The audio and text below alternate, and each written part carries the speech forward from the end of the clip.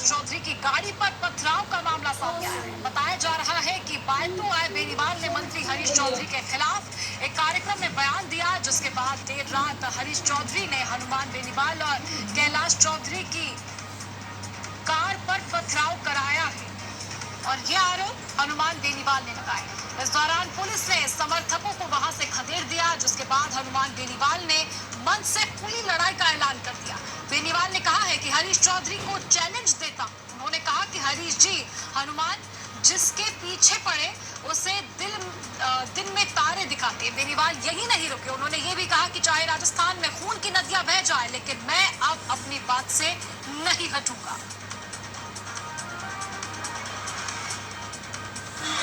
Challenge देता हूं, हरीश जी, हनुमान जिसके पीछे पड़ा है उसको दिन में तारे दिखा दिए, खून की नदियां बह जाए, राजस्थान के अंदर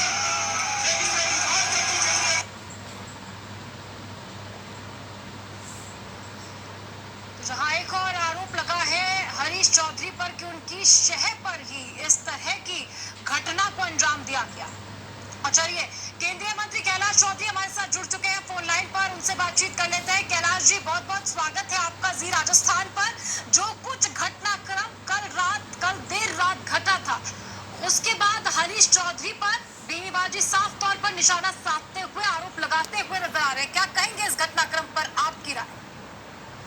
ऐसा है कि रात को हम एक भजन संध्या में जा रहे थे, मेरे साथ में सांसद हनुमान जी बेनीवाल थे और हरीश चौधरी के आदमी और कांग्रेस के कार्यकर्ता थे, जिन्होंने हमें जानकारी दी थी और लगभग 100-150 के आसपास पुलिस खरीदी और 50 एक कांग्रेस के कार्यकर्ता थे।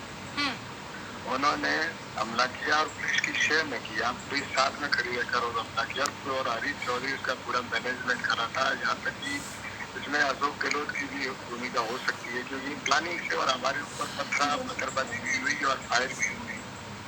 तो इस तरह से एक लॉ एंड ऑर्डर की राजस्थान में सिचुएशन बिगड़ी है। कांग्रेस ने जिस तरह की नीति अपनाई है, इनके जो नेता है जो सिर्फ हमले के सिवा दूसरी बात नहीं करते, आज राजस्थान के अंदर इस स्थिति के अंदर कैसे कोई आदमी जी सकेगा। मंत्री जी, सुबह हमने एसपी से बात की थी और एसपी साहब का कहना था कि ऐसा हुआ है, वो स्वीकारते हुए नजर आ रहे थे कि पुलिस की गाड़ी पर भी पथराव हुआ है और उन्होंने कहा था कि कुछ लोगों के खिलाफ मुकदमा दर्ज कर लिया गया है। क्या उन्होंने खुद मुकदमा दर्ज किया या आपकी ओर से कोई नामजद मुकदमा अब तक दर्ज करवाया गया है?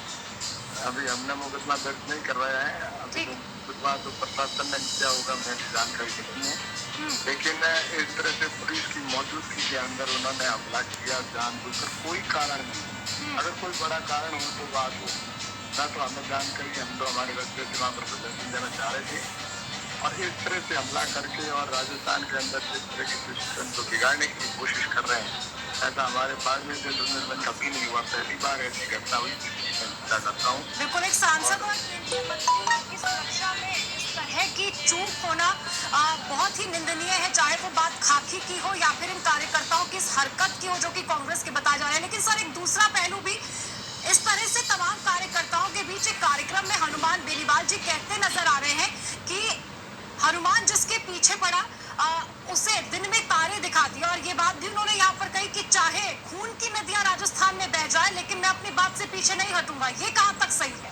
कानून अपना काम करेगा ना? वो उनके निजी विचार है, मैं उसमें नहीं कर सकता, लेकिन कांग्रेस ने जो कायरता का परिचय दिया है और कांग्रेस के कार्यकर्ताओं ने और जिस तरह की हरकत की है, ये मैं इसकी और निंदा करता हूँ। और इस तरह से कांग्रेस के अंदर, शासन के अंदर एक सांसद और एक मंत्री सुरक्षित नहीं है, तो आम आदमी कैसे सुरक्षित रह सकता है? मेरा प्रश्न ये है, ये कब तक चलेगा इस तरह से? ये करके सर, कोई मुकदमा दर्ज करवाएंगे आप?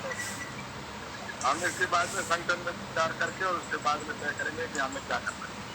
चलिए, बहुत बहुत शुक्रिया हमसे बातचीत करने के लिए। तो केंद्रीय कृषि राज्य मंत्री हमारे साथ कैलाश चौधरी से जुड़े हुए थे और उनका यहाँ पर कहना था कि संगठन